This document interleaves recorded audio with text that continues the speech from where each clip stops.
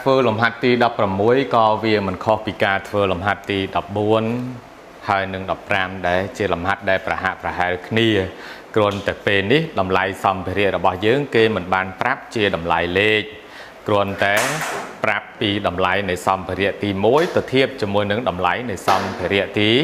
2ចឹងយើងចាប់ផ្ដើមមើលតែម្ដងទៅគេធ្វើប្រអប់បិទចិត្តមួយប្រអប់បិទចិត្តមានន័យថាប្រអប់ដែលមានគម្របមានទាំងបាតក្រោមមានទាំងបាតលើគេធ្វើប្រអប់បិទចិត្តមួយរាងប្រលេពី8កែងដែលមានបាតជាការ៉េចឹងបាតរបស់ប្រអប់គឺមានរាងជាការ៉េហើយប្រអប់នឹងរាងប្រលេពី8កែងបិទទាំងខាងលើបិទទាំងខាងក្រោមតម្លៃសម្ភារៈសម្រាប់ធ្វើបាតលើនៃប្រអប់តម្លៃសម្ភារៈសម្រាប់ធ្វើបាតលើនៃប្រអប់ស្មើ2ដងតម្លៃសម្ភារៈសម្រាប់ធ្វើបាតក្រោមនិងមុខខាងនៃប្រអប់ចារណាត្រង់ចំណុចនេះបន្តិចព្រោះបើសិនជាយើងស្ដាប់មិនបានទេអូនប្រហែលជាមានបញ្ហាត្រង់កន្លែងដែលគេដាក់តម្លៃសម្ភារៈនេះតម្លៃសម្ភារៈសម្រាប់ធ្វើបាតលើ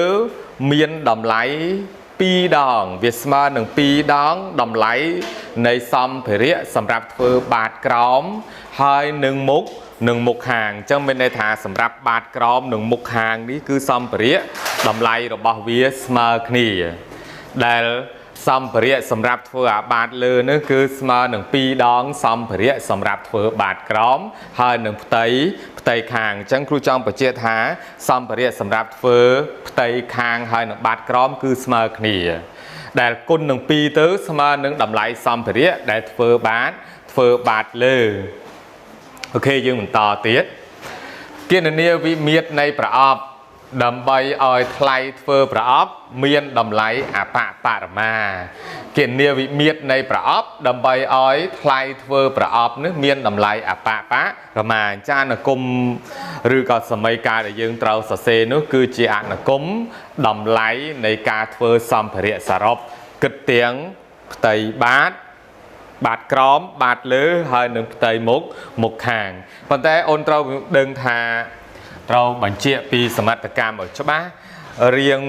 ប្រអប់របស់យើងគឺរៀងប្រលេពី8កែងដែលមានបាតជាការ៉េបាតមានន័យថាបាតលើនិងបាតក្រោមនឹងឯងគឺរៀងជាការ៉េ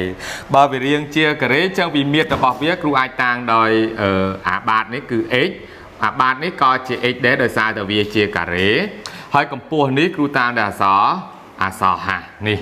ចឹងដោយសារបាតវារាងជាការ៉េអញ្ចឹងជ្រុងបាតរបស់វាត្រូវតែស្មើគ្នាបាទនេះ x អានេះក៏ x ដែរនេះគឺជាកម្ពស់គេឲ្យយើងគណនាវិមាត្រនៃប្រអប់អញ្ចឹងមានគណនា x ហើយនឹងហាប៉ុន្តែដោយសារតែបាតរបស់វារាងជាការ៉េអញ្ចឹងនេះជា x អានេះគឺ x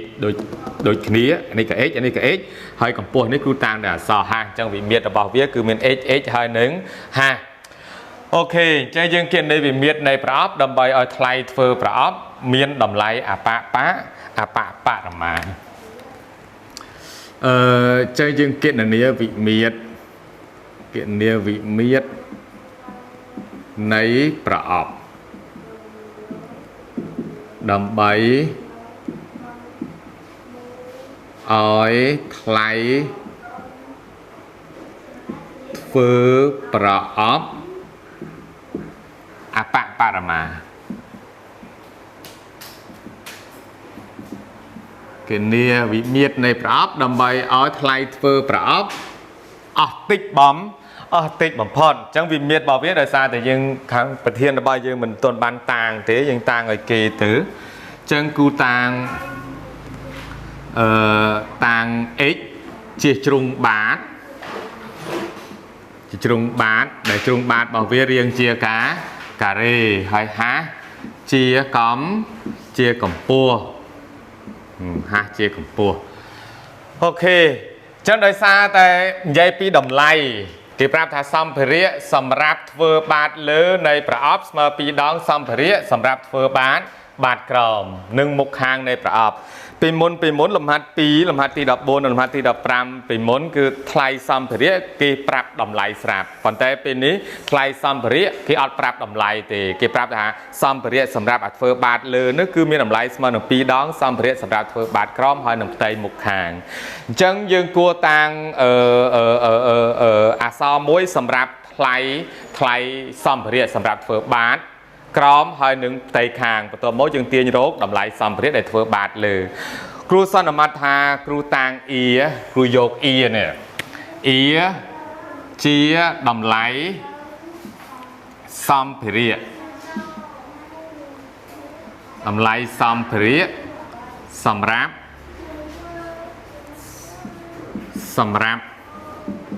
បាតក្រោមនិងផ្ទៃខាងនេះអ៊ីជាតម្លៃសម្ភារៈសម្រាប់បាតក្រោម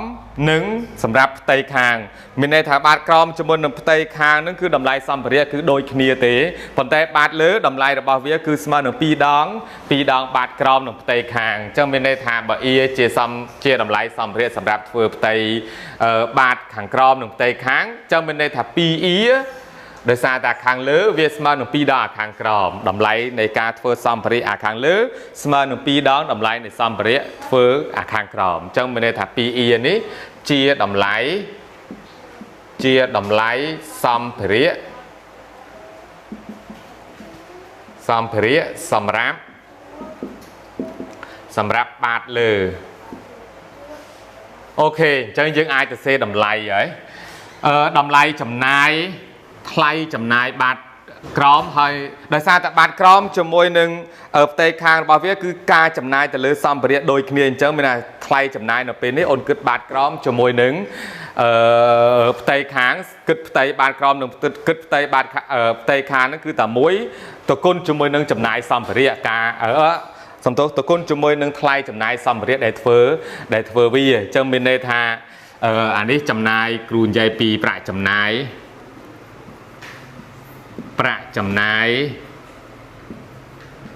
សម្រាប់បាតក្រោមនិងផ្ទៃខាងគូគិតរួមគ្នាដោយសារតែថ្លៃសម្ភារៈរបស់វាតែមួយគូតាំងដោយ E មួយដោយសារតែយើងតាំងថ្លៃចំណាយរបស់វាដោយ E អញ្ចឹងវាទៅជា E គុណជាមួយនឹងផ្ទៃនេះគឺផ្ទៃបាតក្រោមហើយនឹងផ្ទៃខាងអត់គិតបាតលើទេដោយសារតែតម្លៃនេះគឺតម្លៃសម្រាប់ធ្វើបាតក្រោមហើយនឹងផ្ទៃខាងតម្លៃតែមួយអញ្ចឹងផ្ទៃរបស់វាគូគិតបូកបញ្ចូលគ្នាតែមួយនិយាយពីបាតក្រោមផ្ទៃបាតក្រោមដោយសារបាតក្រោមរបស់វារាងជាការ៉េអញ្ចឹងជ្រុងគុណនឹងជ្រុងអញ្ចឹងវាទៅជា x គុណនឹង x វាទៅជា x ការ៉េអានេះគឺផ្ទៃបាតក្រោមហើយតបូកជាមួយនឹងផ្ទៃខាងដូចយើងដឹងហើយផ្ទៃខាងរបស់ប្រលេខពី8កែង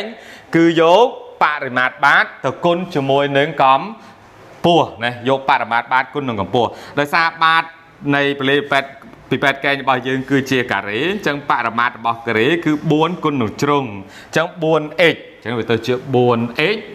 ទៅគុណជាមួយនឹងកម្ពស់របស់វាណាគុណជាមួយនឹងកម្ពស់នេះគុណនឹងកម្ពស់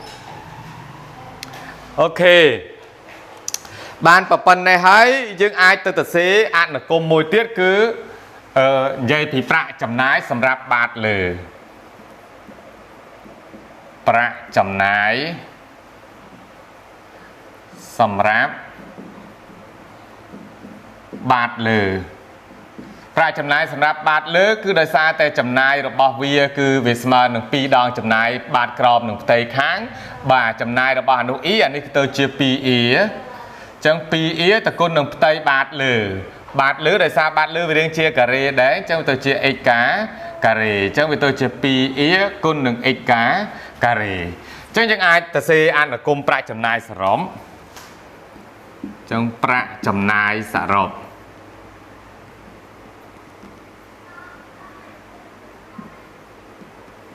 ប្រាក់ចំណាយសរុបគឺ E ស្មើនឹង E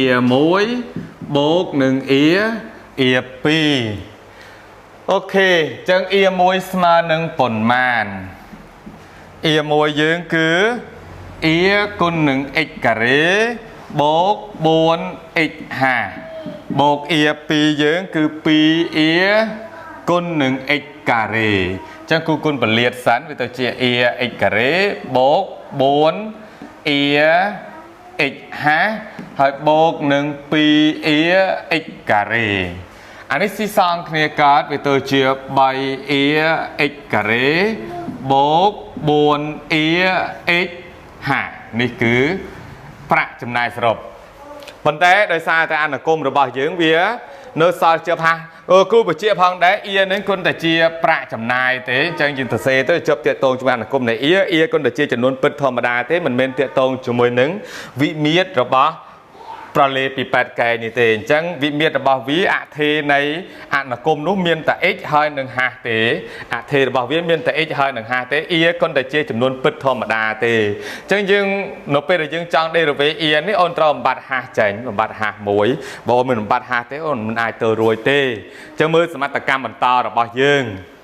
អូខេយើងបន្តទៀតមហាត់យើងមិញគឺយើងអាចបំបត្តិហាស់បានដោយសារតែយើងនៅសល់សមត្ថកម្មដែលយើងមិនទាន់បានចម្លងអស់អញ្ចឹងដោយសារតែខ្វះសមត្ថកម្មយើងទាញហាស់មិនបានទេអញ្ចឹងយើងចង់ទាញរកហាស់បានទាន់តែ